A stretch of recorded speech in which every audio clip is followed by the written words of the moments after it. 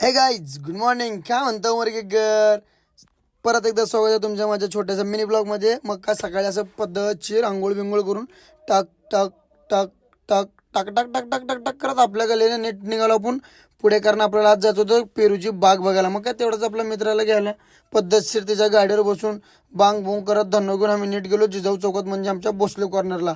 मग काय भोसले कॉर्नर गेल्यावर आपला भाऊ घ्यावंच लागते आपल्या भावाला.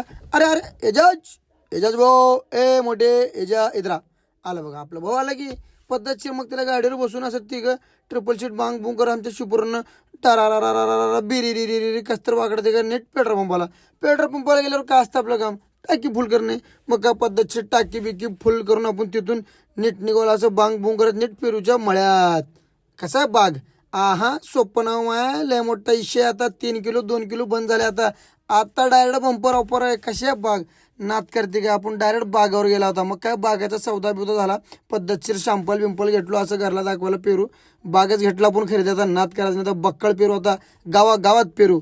मग काय पेरू घेऊन असं छोट्या छोट्या रस्त्यानं बांग बुंग करत नीट निघालो उमरगेकडे. रस्ता जरा खराबच होता. मग काय तिथून नीट आलो हायवेला.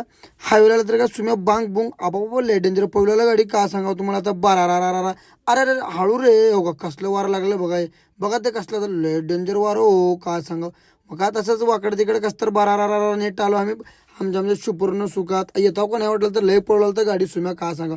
मग हे बघू शकता आपली सुपूर्ण पद्धतशीर नीट घराकड. मग गाईज ब्लॉग आलं तर लाईक करा, फॉलो करा. Bye bye.